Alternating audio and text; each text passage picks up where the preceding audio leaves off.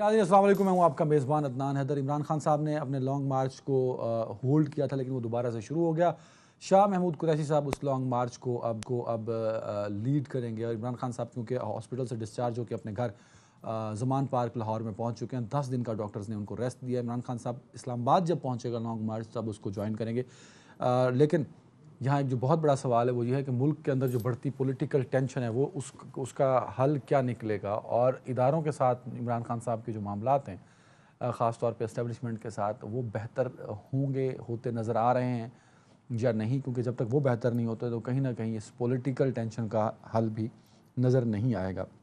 लेकिन सवाल ये कि इमरान खान साहब के जो इल्ज़ामात का एक लंबा सिलसिला है, उसके जवाब में एक प्रेस कॉन्फ्रेंस तो कर दी वज़ीर-ए-आज़म पाकिस्तान ने, लेकिन क्या इमरान खान साहब उन इल्ज़ामात पर जो रिस्पॉन्स दिया है वज़ीर-ए-आज़म पाकिस्तान ने, उस पर वो सेटिस्फाई हैं या नहीं, इसके भी इस पर भी हम बात करेंगे। और साथ ही इमरान खान साहब ने जिन तीन लोगों को पर इल्ज़ाम लगाया है, प्राइम मिनिस्टर ऑफ पाकिस्तान पे, इंटीरियर मिनिस्टर पे और एक अहम फ़ौजी शख्सियत पे, जो कि अहम ओहदे पर इस वक्त हैं, और मुल्क जिस तरह के सिक्योरिटी खदशात से गुजर रहा है, उसमें उस शख्स की जो अपॉइंटमेंट वो बहुत ज़रूरी है। लेकिन सवाल ये पैदा होता है कि जनरल फैसल नसीर उस अपॉइंटमेंट पर आते हैं अगस्त के दूसरे हफ्ते में, और इमरान खान साहब का रेजीम चेंज, इमरान खान साहब जिस हॉर्स ट्रेडिंग की बात करते हैं, हुकूमत गिराने की बात करते हैं, पाकिस्तान तहरीक इंसाफ के ख़िलाफ़ जितने बड़े इक़दामात हुए हैं वो तो हो रहे हैं मार्च, अप्रैल, मई, जून में।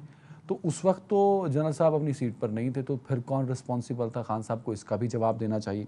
साथ में ये भी खान साहब को पता है कि खान साहब खुद प्राइम मिनिस्टर थे, और जिन पर अब खान साहब इल्ज़ाम लगाते हैं, he was appointed on different postings. Karachi operation में जो है वो उसको भी इन्होंने लीड किया, और फिर टेररिस्ट के साथ किस तरह इन्होंने टेररिज्म से पाक किया कराची को। बलूचिस्तान ऑपरेशन में BLA को देख लें, उसमें भी इनकी ग्रां कदर खिदमात हैं। फिर पाकिस्तान के अंदर अगर दाइश के ख़िलाफ़ किसी ने कामयाब ऑपरेशन किया है तो वो भी जनरल फैसल नसीर है, और इमरान खान साहब इस बात को जानते भी हैं।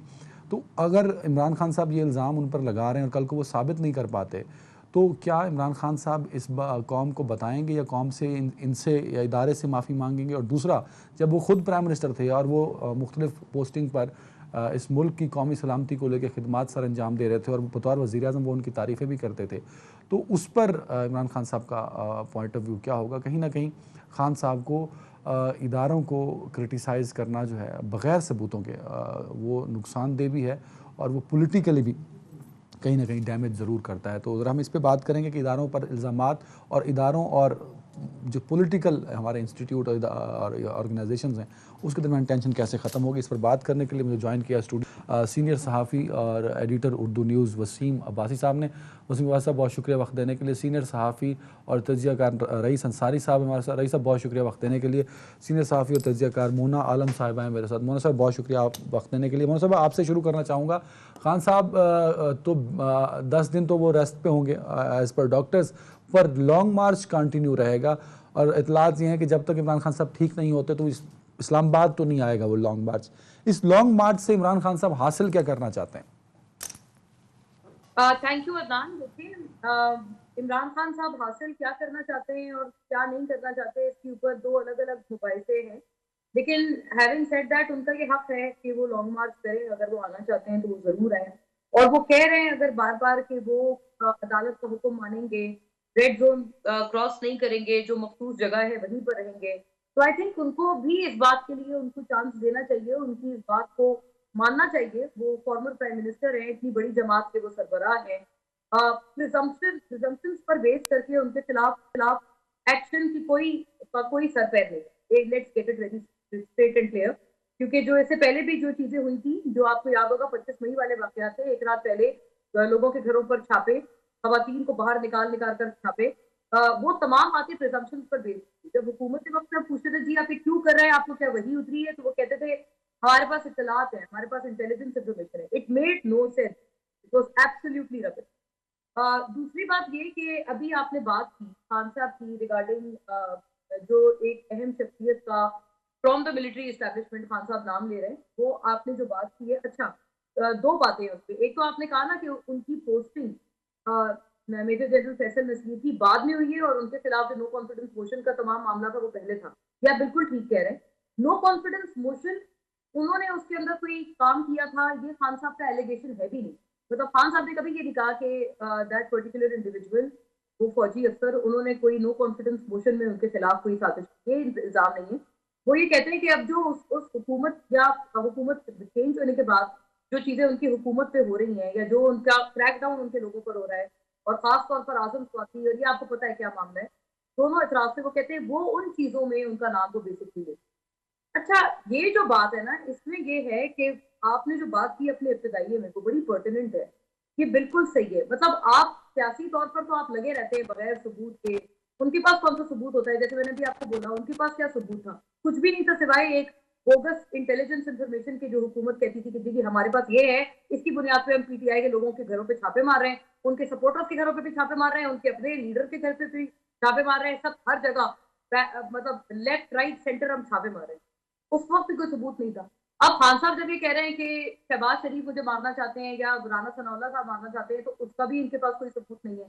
सबूत आप पूछे क्या है, तो वो उनकी तकारीर कुछ कोट कर देते हैं कि जी उन्होंने कहा था सर को चलना है, और इस टाइप की बातें ना बहुत सारी।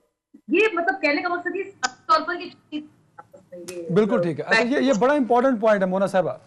बट पॉइंट ये है कि देखें, इमरान खान साहब जैसी शख्सियत को बगैर सबूतों के इंस्टीट्यूट पे, प्राइम मिनिस्टर पे, इंटीरियर मिनिस्टर पे इल्ज़ाम लगाना, मतलब इस मुल्क के अंदर और टेंशन क्रिएट करने की बात हुई ना।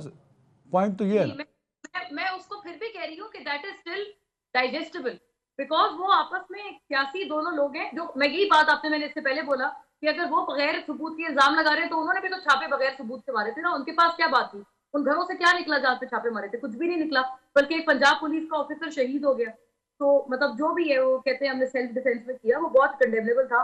लेकिन जो आप मिलिट्री एस्टेब्लिशमेंट की बात कर रहे हैं, मेजर जनरल फैसल नसीर इस पोस्टिंग से पहले वो जीएचक्यू में तैनात थे। मैं उनको उनका जो रिकॉर्ड है या उनकी जो एक पूरा जो एक बैकग्राउंड है, मैं उनको पहले से, चूंकि मैं जानती हूँ उनका एक पूरा जो करियर है, वो मैंने देखा है। आपने बिल्कुल सही बात की, काउंटर टेररिज्म में उनकी ग्रां कदर खिदमत है, और जीएचक्यू में वो पोस्टेड रहे। फिर वो एक ब्रीफ टाइम के लिए बलोचिस्तान भी गए, उनकी बलोचिस्तान में पोस्टिंग गई। आपको याद होगा इस हुकूमत के आने के बाद यही तो सवाल है ना कि एक शख्स जो अपनी जान की बाजी खेलते हुए पाकिस्तान की सबसे मुश्किल टेररिस्ट ऑर्गेनाइजेशन, खतरनाक तरीन टेररिस्ट ऑर्गेनाइजेशन के साथ लड़ता रहा, एंड पे उस सिला आप उसको ये दे रहे हैं कि उसको पॉलिटिसाइज कर रहे हैं। ये बात बिल्कुल आपकी सही है। और उनके अपने जो बिल्कुल साथी थे, वो शहीद हुए हैं बहुत सारे काउंटर टेररिज्म ऑपरेशंस में। मतलब अभी जो ये बलूचिस्तान में गवर्नमेंट चेंज होने के बाद एक दहशतगर्दी की लहर थी, हम लोग रिपोर्टिंग करने से भी कासिर थे। हमें अक्सर बताया जाता था कि आप रिपोर्ट भी ना करें, उनकी चीजें बताएं भी नहीं। वो वहां गए थे फैसल नसीर साहब को, वाइल ही वाज ब्रिगेडियर, उनकी प्रमोशन से पहले उनको वहां भेजा गया था। और उसके बाद उन्होंने वहां पर बहुत बेहतरीन काम किया, जिसकी वजह से बलूचिस्तान में दोबारा अमन बहाल हुआ। और फिर उसके बाद उनको ये पर्टिकुलर पोस्टिंग दी गई, which is of the DGC of the intelligence. तो ये बातें बिल्कुल सही है कि एक इतनी बड़ी जो एक सैक्रिफाइसेस जिस शख्स की हो और इस तरह की सर्विसेज हो, और जो हमारे दुश्मन मुल्क दुश्मनान को नापसंद हो, अगर आप उनकी इस तरह से बगैर किसी सबूत के उनके ऊपर बात करेंगे, मोना साहिबा, जिस इमरान खान साहब ने शायद खुद ये नाम नहीं लिया, उनको किसी ने कहा कि भाई आप ये नाम ले दो, तो जिसने बताया उसने भी मिस कैलकुलेट कर दिया ना। उनकी डेट ऑफ अपॉइंटमेंट शायद वो मिस कैलकुलेट कर गए, फिर उनकी अचीवमेंट मिस कैलकुलेट कर दे, क्योंकि कौम और इदारा कभी भी उस फौजी को डिनाई नहीं करेगा जिसने इतने बड़े बड़े ऑपरेशंस की और एक बड़ी सक्सेस की लिस्ट है उसके करियर के साथ। बिल्कुल ठीक है। वसीम अब्बासी साहब, ओवर टू यू। खान साहब का लॉन्ग मार्च कंटिन्यू हुआ इस बड़े हमले के बाद भी, नतीजा क्या निकलेगा? देखिए जी, बहुत शुक्रिया आपका। खान साहब का लॉन्ग मार्च मुझे भी बड़ी शॉकिंग न्यूज़ कंटिन्यू करेगा। अनफॉर्चुनेट इंसिडेंट है, सबने उसको कंडेम किया, जो कि खान साहब पर जो हमला हुआ। मतलब आप बतौर साफ़ी समझ रहे थे कि कंटिन्यू नहीं होगा इस हमले के बाद? मेरा ये ख्याल था कि कम से कम कुछ अर्सा डिले किया जाएगा। जो उन्होंने कंट्री वाइड प्रोटेस्ट की कॉल दी थी, वो तो समझ आती है और वो हुए भी हैं मुजाहरे भी, लेकिन उनमें भी कुछ पुरअमन नहीं रहे। कुछ जगहों पर तशद्दुद हुआ, मोटरसाइकिल्स भी जलाई गई, अमलाक का नुकसान भी हुआ। तो हम समझ रहे थे कि एक पुरअमन हुदूद में रहकर आप एहतजाज कर सकते हैं, वो उसमें कोई वो नहीं है बात। मगर ये जो अब लॉन्ग मार्च की कॉल दी है, तनाव का ऑलरेडी माहौल है मुल्क में, तो तो और उनकी जान को ख़तरा है, बज़ाहिर वो खुद कह रहे हैं कि मुझे रिपोर्ट्स हैं, मेरी जान को ख़तरा है, तो क्या उन्होंने ऐसे हिफाजती इक़दाम कर लिए हैं और फिर ये तनाव की कैफियत मज़ीद बढ़ेगी?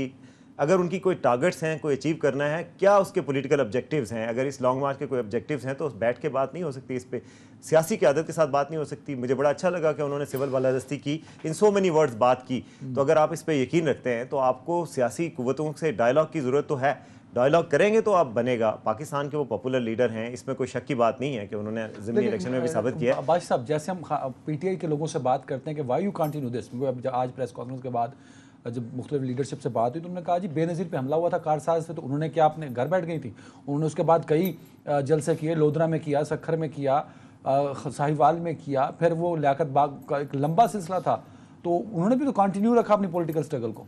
नहीं, कंटिन्यू रखने पे तो कोई हर्ज नहीं है, ज़ाहिर है वो एक सियासी लीडर हैं, वो अपनी सियासत को आगे बढ़ाएं बिल्कुल और कंटिन्यू भी रखें। मगर बात यह है कि मैं एज ए पाकिस्तानी कंसर्न हूँ उनकी सेफ्टी के हवाले से। खुदा न खास्ता कुछ होता तो ये पाकिस्तान के लिए अच्छी बात नहीं थी, ये बहुत बड़ा नुकसान हो सकता था। अल्लाह का हमने शुक्र अदा किया कि अल्लाह ताला ने उनकी जान बचा ली।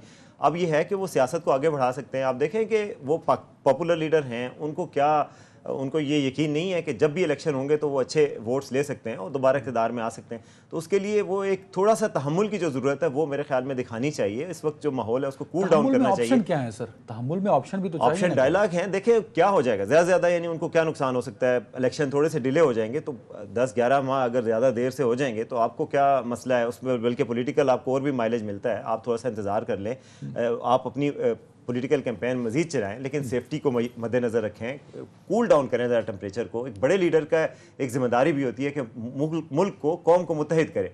आप नेल्सन मंडेला की मिसाल देते हैं तो नेल्सन मंडेला ने क्या किया था?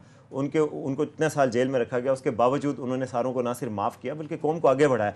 मेरे ख्याल में ये खान साहब को अब ये भी जिम्मेदारी आयद होती है बतौर पॉपुलर लीडर कि वो कौम के एक सरबराह के तौर पर एक कौम को यूनाइट करने के लिए किरदार अदा करें, टेंशन के माहौल को थोड़ा सा कम करें। अब सुप्रीम कोर्ट के जो कमीशन की बात हुई है वो एक अच्छी ऑफ़र है, आपको जिन पे एतमाद है उनके ज़रिए एक तहकीकात करवा लें। और मैंने जो बात यहाँ पे हुई है कि एक फ़ौजी एहलकार पे तो नहीं लगने चाहिए इल्ज़ामात, लेकिन सियासी उन पे लगने चाहिए जो शख्सियात हैं, प्राइम मिनिस्टर हैं। मेरे ख्याल में किसी पे भी बेबुनियाद इल्ज़ामात नहीं लगने चाहिए, इल्ज़ामात के लिए सबूत होने चाहिए। और ये पॉलिटिकल ट्रैक हिस्ट्री भी है खान साहब की कि वो इल्ज़ामात इसी तरह लगाते रहे लेफ़्ट एंड राइट। देख लें आप 35 पंक्चर वाली बात उन्होंने की थी, बाद में उसको सियासी बयान करार दिया। 3000 अरब रुपए की करप्शन की उन्होंने बात की थी, मैंने उस पर स्टोरी की, मैंने पता किया कि 3000 अरब का करप्शन का फिगर कहाँ से आया। कहीं पे किसी के पास फिगर नहीं था, बल्कि फवाद चौधरी साहब ने कहा कि वो मेरे अकाउंटेंट ने मुझे फिगर दिया था। तो पूरी पार्टी में किसी के पास फिगर। अच्छा, बिल्कुल ठीक है, बिल्कुल ठीक है। रईस अंसारी साहब, सर ओवर टू यू। ये बताइएगा FIR को लेके काफ़ी खबरें गर्दिश कर रही हैं, आपकी काफ़ी नज़र है बिकॉज आप लाहौर में हैं और पंजाब गवर्नमेंट से भी आप इंटरेक्ट हैं, करते रहते हैं। एक्चुअली है क्या, रियलिटी क्या है? क्या वाकई परवेज़ इलाही साहब और इमरान खान साहब का कंसेंसस नहीं बिल्ड हो पा रहा और FIR एक्चुअली हो क्यों नहीं पा रही सर? यहाँ पर जो मामला सामने आया ये एक बड़ा अहम मामला है। इसमें तीनों जो उनके नाम लिए जा रहे हैं किसी तरह भी बराह रास्त एविडेंस नहीं मिलती और इसी जो IG पंजाब है उन्होंने काम करने से माजूरी जाहिर कर दी और वफाक को लिखा कि मुझे मैं मजीद काम नहीं करना चाहता, लिहाजा मुझे ट्रांसफर जो है वफाक में कर दिया जाए। तो बात ये कि IG चाहते थे कि FIR हो, उसमें जो मुलजिम पकड़ेगा उसका नाम आएगा, बाकी किसी का नाम ना हो। और दूसरी बात, कानून ये कहता है कि जब FIR दर्ज होती है, जब उसमें इन्वेस्टिगेशन होती है, जो सामने इन्वेस्टिगेशन में आता जाता है उसके ज़मनी में नाम जाते हैं। ज़मनी का मतलब है कि वो भी FIR ही है। तो जो इन्वेस्टिगेटिव ऑफिसर होते हैं उनको लातदाद इख्तियार आता है इस बारे में कि वो उन लोगों को शामिल करते रहते हैं। भाई अब FIR होने दें, अगर राना सना का नाम आएगा तो कर ले भाई। लेकिन जब जो चीज़ अभी जिस तरह प्राइम मिनिस्टर ने भी कहा कि मुझे एक रत्ती भर भी आए तो मैं तो घर चला जाऊंगा, तो इसी तरह इतने बड़े बड़े नाम जो हैं फजूल FIR में शामिल नहीं किए जाते, क्योंकि FIR में शामिल करने से कुछ कबातें हो जाती हैं। अल्टीमेटली उन्हें जमानत पर जाना पड़ेगा, अल्टीमेटली उन्हें तफ्तीश में शामिल होना पड़ेगा। वो बात की बात है कि उसमें वो क्या नाम है बेगुनाह हो जाएंगे। तो ऐसे बिलावजह नाम एंटर नहीं किए जाते। और IG ने बार बार ये कहा, बाहर आइए कहा, लेकिन रात वो आके हार गए और उन्होंने आके गवर्नमेंट को लिख दिया कि मुझे काम करना नहीं है यहाँ पर, मुझे सेंटर में तबादला कर दिया जाए। वैसे भी उनकी एक ऑनर है। रईस साहब ये बताइएगा, इसका मतलब है कि जिन पर हमला हुआ खान साहब पर, पाकिस्तान तहरीक इंसाफ पूरी पार्टी, वो इस इशू को लेके FIR कराने के मामले को इतनी संजीदगी से ले क्यों नहीं रहा? नहीं समझा नहीं मैं क्या कहना चाह रहे हैं। इस मामले को संजीदा क्यों नहीं ले रहे, मतलब एक जिद पर क्यों अड़ गए हैं कि हमने अपनी मर्जी से एफआईआर करानी है, क्योंकि एफआईआर तो बहुत जरूरी है इस इवेंट की। सर देखिए उन्हें बड़ी संजीदगी का मुजाहरा करना चाहिए। परवेज इलाही में उन्हें कहा था कि चलें, परवेज इलाही तो यहाँ तक आ गया था राना सुल्तान का नाम दर्ज कर लेते हैं, यहाँ तक आ गया था कि शहबाज शरीफ का भी कर लेते हैं, लेकिन उन्हें वो जिस तरह अब जख्मी होने के बावजूद अल्लाह उन्हें सेहत है, वो अब मार्च लेके चल पड़े हैं, वीडियो खिताब करेंगे। वो गोल अचीव करना चाहते हैं कि मैं किसी तरह ये हुकूमत खत्म हो जाए।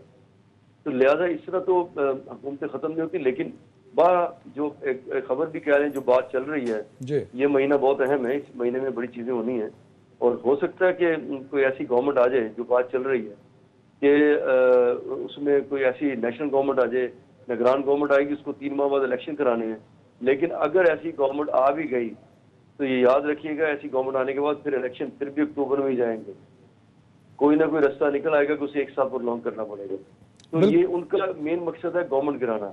तो अच्छा। इससे जो खासब कर रहे हैं वो संजीदा उन्हें लेना चाहिए, लेकिन इस संजीदगी में वो बस चाहते हैं कि अनरेस्ट रहे, और जब तक मुल्क में अनरेस्ट रहेगा तो मेरे ख्याल में सिवाय अनरेस्ट के और कुछ अचीव हो नहीं सकता। वसीम अब्बास साहब, क्या आप समझते हैं कि वो शख्स जिस वक्त जो पाकिस्तान में इसके पास बड़ा एक लॉन्ग एक्सपीरियंस है प्रोटेस्ट का, एहतजाज का, लॉन्ग मार्च और धरनों का, जैसे आपको हम सबको पता है कि धरनों से लॉन्ग मार्च से कभी हुकूमतें नहीं गिरती, खान साहब को नहीं पता इस बात का कि इस लॉन्ग मार्च और धरनों से हुकूमत नहीं गिरेगी? मेरा ख्याल है पता है उनको, और आप देख लें कि उन्होंने कभी भी ये नहीं कहा कि लॉन्ग मार्च के जरिए से वो हुकूमत को गिरवा देंगे। वो हमेशा अपील भी करते हैं, हुकूमत गिराना मकसद ही नहीं है। उन्होंने ये कहा हुकूमत गिराना मकसद नहीं, अर्ली इलेक्शन है, उनका क्या मकसद है, और इसके अलावा मतलब प्रेशर डालना है ना बेसिकली।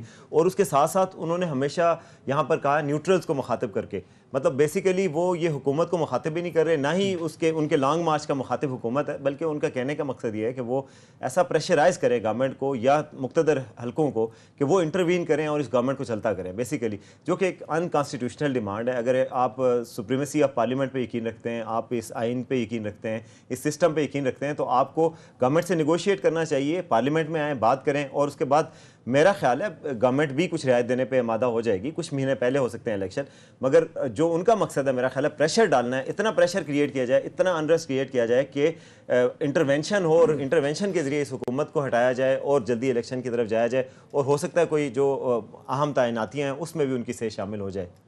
अच्छा सर, ये बताइए कि खान साहब से क्या गलतियाँ हो रही हैं इस सारे एपिसोड के दौरान ड्यूरिंग लॉन्ग मार्च? खान साहब मेरा ख्याल है मशावरत का उनका दायरा भी वसी नहीं है। उन्होंने बहुत चंद अपने लीडरों को अपने प्लान से भी बाखबर रखा हुआ है। हमेशा जो है एक अच्छे और क्रिटिकल टाइम पर अगर लीडरशिप की क्वालिटी ये होती है कि वो उसकी मशावरत का दायरा बहुत वसी होता है, तो अगर वो दायरा मशावरत का वसी करें, लोगों से बातचीत करें, तो फिर उसके बाद एक अच्छी वो कर सकते हैं। वो अभी इस वक्त बहुत गुस्से में नज़र आ रहे हैं और बहुत ही एग्रेसिव पॉलिसी से चल रहे हैं। टेम्परेचर को इतना हाई किया हुआ है कि इसको वापस नीचे लाना उनके लिए मुश्किल होगा। अपने उन्हें सपोर्टर्स को चार्ज कर दिया है, तो पॉइंट ऑफ नो रिटर्न की तरफ तेज़ी से जा रहे हैं, जिससे कि ज़रूरी नहीं कि उनको, जैसे रईस अंसारी साहब ने कहा कि उनको वो मकासद हासिल हों, बल्कि उसके कुछ ऐसी भी सूरत हाल पैदा हो सकती है जो किसी के हक़ में भी बेहतर ना हो। तो मेरे ख्याल में उनको एक लॉन्ग टर्म में सोचना चाहिए। अगर वो फ्यूचर में भी पाकिस्तान के लीडर समझते हैं अपने आप को, और जो कि वो बड़ी आसानी से बन सकते हैं इलेक्शन के जरिए, तो उनको उस हिसाब से सोचना चाहिए। मुल्क को जो जख्म है उनको हील करना चाहिए। एक ब्रेक पे जाते हैं, ब्रेक के बाद नवंबर के महीने में एक अपॉइंटमेंट है, उस पर भी बात करेंगे, और साथ में पॉपुलर लीडर भी हैं, इलेक्शन भी सारे जीत गए उनकी वज़ारत उज़्मा से हटने के बाद, तो फिर उनको खदशा क्या है? आखिर एक पॉलिटिकल माइलेज गेन करने के बावजूद भी एग्रेसिव और गुस्से में क्यों है? ब्रेक के बाद वेलकम बैक। रईस अंसारी साहब, वसीम अब्बासी साहब का मानना है कि खान साहब एग्रेसिव हैं, खान साहब गुस्से में हैं, और ऑफ कोर्स ये किसी हद तक ठीक नहीं है, क्योंकि ऑब्जर्व तो हम भी कर रहे हैं। एक लीडर जो बहुत पॉपुलर हो इस वक्त, एक लीडर जिसे पता है कि मैं सारे इलेक्शन जीत रहा हूँ, तो बजाय इसके कि वो अपनी पॉलिटिक्स को बड़े उम्दा अंदाज में लेके चल सकता है, सारे मोहरे उसके पास हैं, तो वो गुस्से में क्यों है?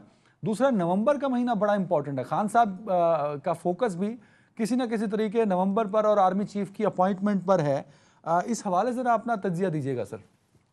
देखिए, पहली बात यह है कि जो इमरान खान गुस्से में हैं, वो उनको ये पता है कि जब उनको निकाला गया उसके बाद उनकी सपोर्ट ज़्यादा बढ़ी है पब्लिक में, और हमने भी असेस किया। उनके इलेक्शन ले लें, ज़मीनी इलेक्शन में लाहौर में जो नून लीग का गढ़ था, वहाँ भी तहरीक इंसाफ का MPA जीता, जहाँ अलीम खान का वो हल्का था, तो उनकी तो शोहरत बढ़ी है। वो वही चाह रहे हैं कि जो उनकी सपोर्ट बढ़ी है, और इस वक्त जो वोट है वो जीत भी रहे हैं, ये वो टाइम है कि अगर इस वक्त अभी गवर्नमेंट तोड़ दी जाए और 3 महीने के बाद इलेक्शन हो, तो उसमें वो उनको ख्याल है कि वो 2/3 मेजोरिटी भी ले जाएं। वो इसलिए बहुत अग्रेसिव है, किसी तरह गवर्नमेंट खत्म हो। जिस तरह आपने पहले बात की कि वो इलेक्शन चाहते हैं, भाई इलेक्शन किस सूरत में होंगे? गवर्नमेंट खत्म होगी तो इलेक्शन होंगे ना। गवर्नमेंट खत्म होगी, निगरान हुकूमत आएगी तो इलेक्शन कराएगी, तो इलेक्शन तो उसी सूरत में है। तो ये इसलिए एग्रेसिव है कि उनके इस वक्त जो सपोर्ट है वो खासी है। और जो लॉन्ग मार्च देखें, उनमें लॉन्ग मार्च में वो पब्लिक ज्यादा, उन्हें भी पता है कि पब्लिक लॉन्ग मार्च में नहीं आती, लेकिन उनकी स्टडी मोबिलाइज करने की है। अगर वो कामुकी में 10-12 हज़ार लोगों से खिताब करते हैं तो 5 किलोमीटर बाद फिर 5-6 हज़ार लोग खड़े होते हैं, उसके 3 किलोमीटर के बाद चारदा किला में फिर 4-5 हज़ार लोग खड़े होते हैं। तो वो मोबिलाइज कर रहे हैं लोगों को, वो इलेक्शन के लिए मोबिलाइज कर रहे हैं, और साथ साथ हुकूमत को टेस्ट कर रहे हैं कि इस्लामाबाद की तरफ मार्च आ रही है, वहाँ पे मसला ना बड़ा बन जाए। और जो दूसरी बात है आपने अहम की, नवंबर वाकई बहुत अहम महीना है। इसमें जो टीवी पर बात चल रही है, नंबर 1 आर्मी चीफ की तब्दीली, नया आर्मी चीफ आना है। इमरान खान से सवाल किया गया जी मार्शल तो नहीं लग जाएगी। इस तरह शेख रशीद कहते हैं कि बहुत तब्दीली होगी। एक मैं छोटी सी आपको पहले बात बताऊं, जो आर्मी चीफ की आमतौर पे जो आप हिस्ट्री उठा के देखें, 1 माह पहले आर्मी चीफ अनाउंस कर दिया जाता है, ताकि जो जाने वाला आर्मी चीफ है उनको अलविदाई तौर पर पार्टी दी जाती है, सारे कोर्स में जाते हैं, उनको अलविदा करने के लिए मिला जाता है, और जो आने वाला होता है फिर उसकी ब्रीफिंग शुरू हो जाती है। लेकिन अब पीछे जो है मेरा ख्याल 22-23 दिन रह गए, लेकिन अभी तक आर्मी चीफ की अनाउंसमेंट नहीं हुई। तो जो मेरा तज्जिया है, जो मेरे पास खबर भी है, हो सकता है कि 1 साल के लिए जनरल कमर जावेद बाजवा ही प्रोलॉन्ग करें।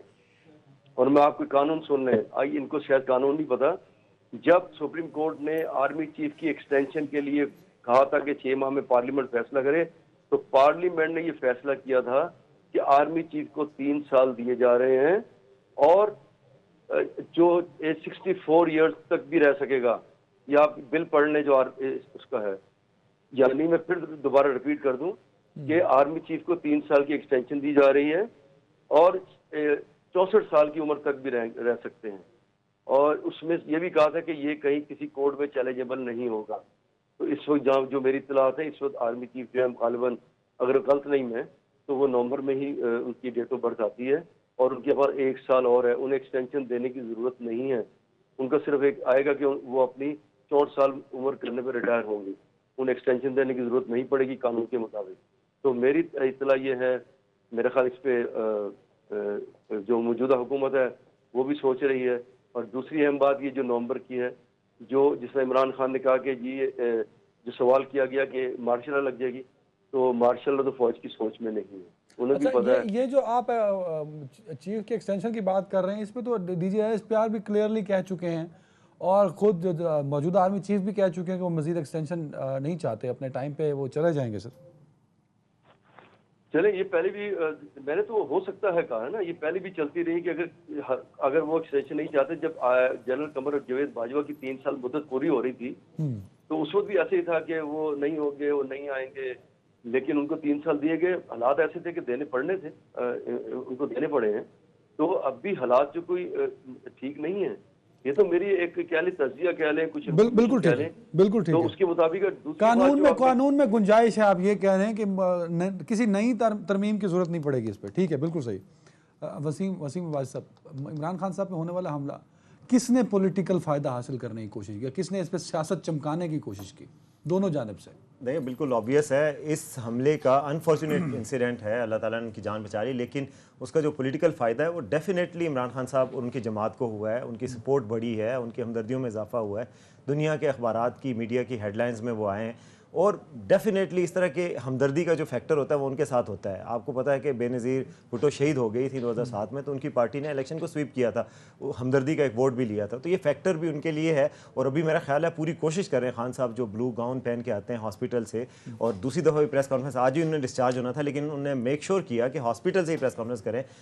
इसकी जो ऑप्टिक्स हैं वो नज़र आए कि वो एक हॉस्पिटल से भी कर रहे हैं, एक फाइटिंग लीडर के तौर पर आ रहे हैं। तो मेरा ख्याल है भरपूर फ़ायदा उठाने की कोशिश की है उन्होंने। जिस तरह परसों उनको प्रेस प्रेस कॉन्फ्रेंस उन्होंने की है, जब अभी मेडिकली वो पूरी तरह फिट शायद ना हुए हों, अगर आपको 4 गोलियों के बुलेट्स जिस तरह के वो कह रहे हैं 4 गोलियां लगी हैं, तो उसके बाद वो 1.5 घंटे की प्रेस कॉन्फ्रेंस की है। तो मेक श्योर उन्होंने किया है कि इससे जो अपना पैगाम है लोगों तक पहुंचा सकें, उसके जो सियासी मकासद हैं वो आगे बढ़ा सकें। तो डेफिनेटली, और गवर्नमेंट को तो कोई सियासी फ़ायदा हासिल हो ही नहीं सकता, गवर्नमेंट कोशिश भी कर ले चाहे जितना जोर लगा के। लेकिन वसीम साहब अगर तारीख उठा के देखिए, कहीं ना कहीं काउंटर का नैरेटिव का काउंटर नैरेटिव जरूर होता है। इमरान खान साहब ने कहा कि ये साइफर एक सफेद कागज है, मेरे रजीम चेंज हुआ और लोगों ने माना। गवर्नमेंट के पास काउंटर नैरेटिव तब भी नहीं था, अब भी नहीं है। तो इस तरह तो नहीं चलेंगे ना मामला। कहीं ना कहीं ये मुश्किलात गवर्नमेंट के लिए भी तो हैं सर। 11, 15, 12 पार्टियों की गवर्नमेंट है ये। नहीं, इसमें कोई शक की बात ही नहीं है। मैं तो यही कह रहा हूँ ना कि गवर्नमेंट कोई फ़ायदा उठा सकती भी नहीं थी, कोशिश भी करती। लेकिन दूसरी साइड पे आपको पता ही है कि इस गवर्नमेंट ने साइबर स्पेस पे हो चाहे नेशनल मीडिया पे हो, किसी जगह पर बयानियाँ बयाने के हवाले से बिल्कुल नाकाम रहे हैं। इमरान खान साहब बिल्कुल, उनको वन वे जो है वो टिकट मिला हुआ है, वो जिधर जाते हैं वो अपना बयानिया बनाते हैं, उसमें कामयाब रहते हैं। बयानिए की हद तक, जो बात करने की हद तक, जो लोगों तक अपनी बात पहुंचाने की हद तक ये गवर्नमेंट तो मुकम्मल तौर पर फेल रही है। जबकि उनकी जमात हमेशा आगे रहे हैं, उनकी टैक्टिक्स हमेशा बेहतर रही हैं, सियासी लिहाज से वो आगे रहे हैं, हमेशा एक कदम इनसे आगे रहे हैं। उनकी पार्टी उनकी बात, उनके पैगाम को आगे पहुंचाते रहे। मेरे ख्याल में अभी तक ये इस मैदान में तो गवर्नमेंट अगर सियासी तौर पर भी खान साहब आगे हैं और ये गवर्नमेंट फेल है सियासी तौर पर, डिलीवर करने में भी तो फेल होगी ना सर। जहां महंगाई छोड़ के इमरान खान साहब गए थे, उससे दोगुना महंगाई इन्होंने कर दी। तो ये जो फेल सेटअप है, तो इसका क्या फ्यूचर देखते हैं आप? देखें जी, डिलीवर करने में इसमें कोई शक नहीं है कि अभी तक डिलीवर उस तरह नहीं किया जो कि लोगों को नज़र आ सके। लेकिन उनका ये ख्याल है, उनका ये कहना है कि जो डिफ़ॉल्ट से मुल्क को बचाया बहुत बड़ी डिलीवरी है। उसके अलावा वो कह रहे हैं कि हम मुल्क को स्टेबिलिटी की तरफ लेके जा रहे हैं। अभी जो दौरे हुए हैं, उन्होंने चाइना का दौरा किया, सऊदी अरब के साथ भी बातचीत चल रही है, वो एक बहुत अच्छे पैकेज है। लेकिन खान साहब की ये एक है कि वो उनमें इतनी एनर्जी है और वो इतने ज़्यादा फ्रंट फुट पर खेले हैं कि गवर्नमेंट को सेटल नहीं होने दिया। अदरवाइज शायद वो कुछ रिलीफ भी दे पाते। इसमें कोई शक नहीं कि महंगाई भी हुई है बाकी मैदानों में, लेकिन उसको गवर्नमेंट ये ब्लेम करती है कि पिछली गवर्नमेंट का किया जा रहा है। जिस तरह के खान साहब पूरे 3 साल अपने कहते रहे कि पिछली गवर्नमेंट बुरे महाशी हालात दे के गई है, तो ये वजह भी एक हो सकती है। गवर्नमेंट को थोड़ा सा हमें ये देना पड़ेगा मार्जिन के, ठीक है कि महंगाई को तो नहीं कंट्रोल कर सके, लेकिन उनके सामने माशी हालात जिस तरह के थे, मुल्क डिफॉल्ट पे था, तो उन्होंने कोशिश की है। पॉलिटिकल टेंशन बहुत ज़्यादा है, कम होना कितना ज़रूरी और कैसे होगी, एक ब्रेक के बाद। Welcome back. रईस अंसारी साहब, मुल्क में पॉलिटिकल टेंशन जो है वो बहुत ज़्यादा डैमेज कर सकती है पाकिस्तान की इकॉनमी को, पाकिस्तान के फॉरेन इमेज को भी, और इंटरनली भी बहुत डैमेज हो सकता है। ये पॉलिटिकल टेंशन कैसे कम हो सकती है और क्या कम होगी भी या नहीं सर? देखिए, वो मैं जो बात कर रहा था थोड़ा सा आगे बढ़ाना चाह रहा हूँ सर। कि जिस तरह मैंने कहा जी, इमरान खान से ये कहा गया कि मार्शल लग जाएगी, उसने कहा मैं क्या करूँ, लग जाए। लेकिन ऐसी कोई सोच पीछे नहीं है एस्टेब्लिशमेंट की। उन्हें पता है कि अब हम ये नहीं हो सकता ऐसा। इकोनॉमी जो हमारी है मुल्क की कैसे चल रही है, इस तरह सैंक्शन लग जाती है। लेकिन जो आपने बात की, इस तरह टेंशन खत्म हो सकती है, जो मेरा तजिया कह लें, कुछ सुनते हैं इधर उधर से, उसमें मुझे लग रहा है कि ये नवंबर का महीना बहुत अहम है। हो सकता है कि ऐसी गवर्नमेंट लाई जाए कि ताकि इमरान भी खामोश हो जाए कि ये मौजूदा गवर्नमेंट चली गई, इलेक्शन के लिए की जाए। हो सकता है इस नवंबर में ऐसी गवर्नमेंट आ जाए। लेकिन वो अगर आई ऐसी गवर्नमेंट, तो ये नहीं होगा कि वो 3 माह बाद इलेक्शन कराएगी। वो इलेक्शन फिर जाएंगे उसी अगस्त में जाएंगे जहाँ जो टेन्योर होगा। तो इसलिए जो मुख्तलिफ सोच है, जो सोचा जा रहा है कि किस तरह टेंशन खत्म हो, वरना इमरान खान ने तो रुकना है नहीं। अब तो उन्होंने कहा कि मैं अब मार्च होगा, फिर मैं इस्लामाबाद में आऊँगा, फिर वहाँ से एंटर होंगे और इस हुकूमत के खात्मे तक मेरा एहतजाज जारी रहेगा। तो ये मुल्क में किस तरह देखिए, कल भी रोज सड़कें बंद हो जाती हैं, मोटरवे जो है तकरीबन 10-15 घंटे मोटरवे बंद हो जाती है। तो ये टेंशन तो क्रिएट रहेगी। तो इस टेंशन को ख़त्म करने के लिए कोई ना कोई फार्मूला निकालना पड़ेगा। और जहाँ तक मेरा ख्याल है वो फार्मूला जो है वो इसी नवंबर में निकलेगा, ताकि उसके बाद जो है हालात मुल्क को बिल्कुल ठीक, मुल्क के जो हालात है उस पर लाएंगे। वसीम भाई साहब, क्या नवंबर के महीने के बाद हम समझेंगे कि जब दिसंबर आएगा तो उस ठंड के साथ इस मुल्क के हालात भी ठंडे पड़ जाएंगे? जो ऑप्शन रईस साहब बता रहे हैं ये भी पॉसिबल है? देखें जी, मैं तो प्रेडिक्शन बिजनेस में नहीं हूँ, लेकिन मैं सिर्फ इतना, मैं न्यूज़ के बिजनेस में हूँ, मैं इतना बता सकता हूँ कि टेंशन जो है वो अभी फ़िलहाल नज़र नहीं आ रहा पाकिस्तान में कम होती हुई। और आपको पता ही है पाकिस्तान की सिचुएशन तो हर रोज़ बदलती है। बज़ाहिर लग रहा था कि मार्च बड़े पुरसुकून अंदाज में बड़े आराम से 11 तारीख को इस्लामाबाद पहुँचेगा, लेकिन देखें आपको क्या वाक़या हो गया। तो एक पल की खबर नहीं है हमारी, सामान 100 बरस का। मगर ये है कि टेंशन ख़त्म होने का एक तरीका यही है कि टेबल पे बैठें। वो तो खान साहब नहीं बैठना चाह रहे ना, वो बैठना नहीं चाह रहे।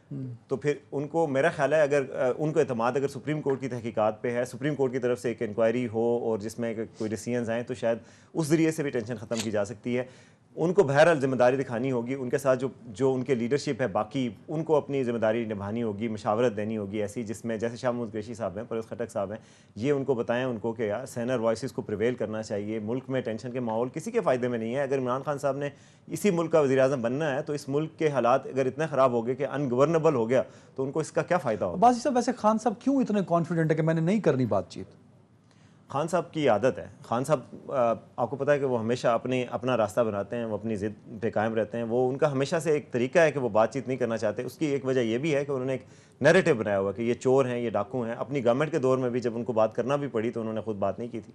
तो शायद एक वजह उनकी ये भी है कि उनका ये कहना है कि ये चोर डाकू हैं, जिनको मैं पहले कह चुका हूँ कि ये ऐसे लोग हैं, तो मैं उनसे कैसे हाथ मिलाऊँ।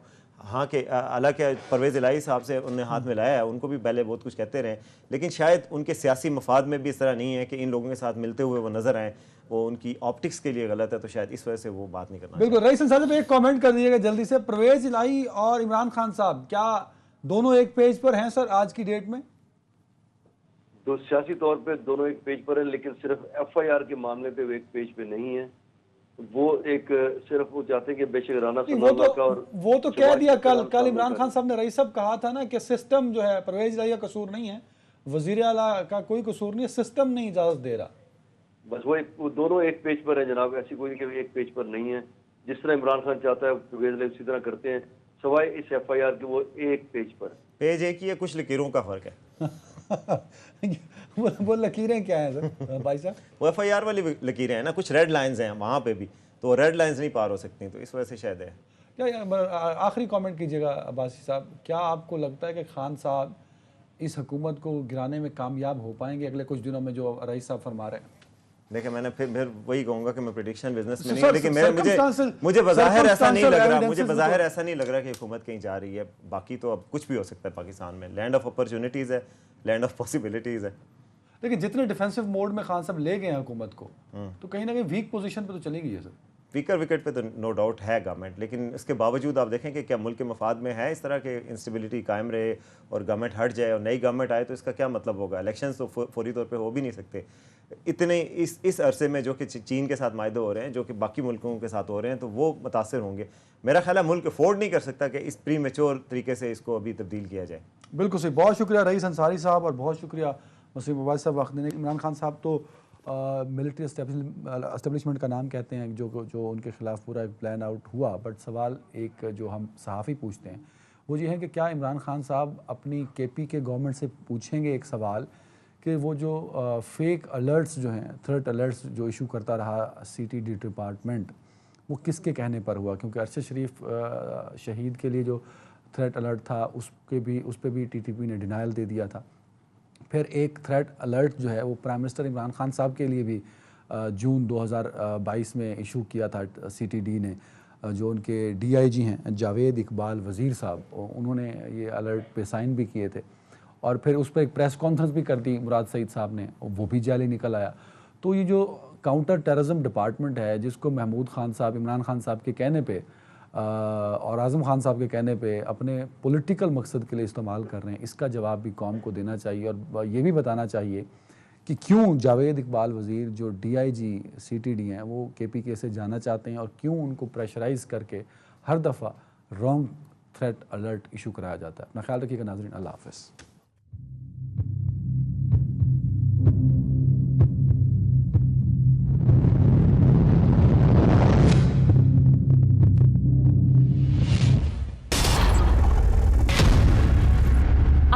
फेवरेट सनसिल्क शैम्पू अब हुआ और भी बेहतर। इसमें है विटामिन्स, ऑयल्स एंड प्रोटीन्स का सुपर मिक्स जो दे आपको शाइनी, घने और खूबसूरत बाल। सुपर बाल हर बार नई सनसिल्क सुपर मिक्स के साथ। माहौल का तहफ्फुज, स्मोक की रोकथाम। वजीर आला पंजाब की जानिब से सूबे में माहौलियाती इमरजेंसी का नफाज। हैप्पी सीडर की बैंक ऑफ पंजाब से आसान अक़सात में फराहमी। धुएं के अखराज को कम करने के लिए जदीद इलेक्ट्रिक बसों की फराहमी। ईंटों के भट्टों की ज़िगज़ैग टेक्नोलॉजी पर मुंतकिली। जदीद तरीन मॉनिटरिंग सिस्टम का क़याम। 60 खसूसी एंटी स्मोक स्क्वाड्स का क़याम। स्मोक और फिजाई आलूदगी के खिलाफ बिला तफरीक कार्रवाइयाँ जारी हैं। महकमा तहफ़्फ़ुज़ माहौल, हुकूमत पंजाब। आए मिलकर शौकत खानम अस्पताल कराची की तामीर में अपना हिस्सा डालें। अतियात की होम कलेक्शन के लिए 0800 11 पर कॉल करें। लेमन मैक्स लॉन्ग बार चिकनाई पे करे वार, बर्तन चमके चमचमा चमचम। हजार लीमों की पावर, इसमें महीने की छुट्टी चमचमा चमचम। लेमन मैक्स लॉन्ग बार चले पूरे महीने चमचमा चमचम। आपका फेवरेट सनसिल्क शैम्पू अब हुआ और भी बेहतर। इसमें है विटामिन्स, ऑयल्स एंड प्रोटीन्स का सुपर मिक्स, जो दी आपको शाइनी, घने और खूबसूरत बाल। सुपर बाल हर बार नई सनसिल्क सुपर मिक्स के साथ। वर्ल्ड कप है तो तमाशा तो पूरा पाकिस्तान देखेगा। आज ही मंथली मैक्स सब्सक्राइब करो और तमाशा ऐप पर लाइव क्रिकेट देखो मस्त होके। तमाशा मस्त वॉच। T20 का सबसे बड़ा मेला सज गया। पब्लिक न्यूज और A+ पर आप देख रहे हैं जबरदस्त मेगा ट्रांसमिशन, जिसमें मुल्क के बेहतरीन और तजुर्बाकार खिलाड़ी कर रहे हैं एक एक मैच का इन डेप्थ एनालिसिस। कौन करेगा चौकों छक्कों की बारिश और कौन उड़ाएगा विकेट, किसके सर पर सजेगा जीत का ताज। जीतेगा वही जो खेलेगा दिल से, क्योंकि खेल दिल में है। देखिए रोजाना 5:03 पर। Presented by Coca Cola.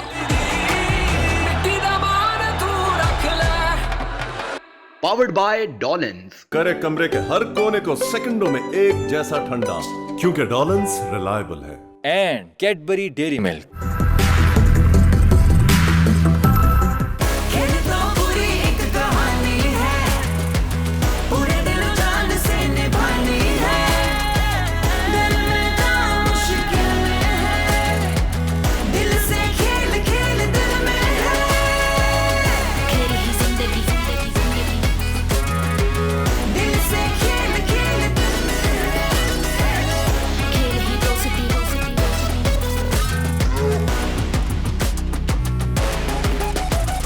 Lemon Max long bar चिकनाई पे करे वार, बर्तन चमके चमचमा चमचम। हजार लीमों की पावर, इसमें महीने की छुट्टी चमचमा चमचम। लेमन मैक्स लॉन्ग बार चले पूरे महीने चमचमा चमचम। आपका फेवरेट सनसिल्क शैम्पू अब हुआ और भी बेहतर। इसमें है विटामिन्स, ऑयल्स एंड प्रोटीन्स का सुपर मिक्स, जो दी आपको शाइनी, घने और खूबसूरत बाल। सुपर बाल हर बार नई सनसिल्क सुपर मिक्स के साथ।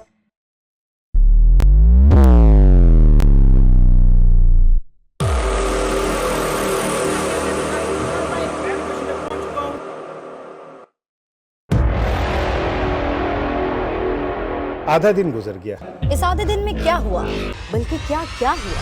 अहम फैसले, सियासी जोड़ तोड़ और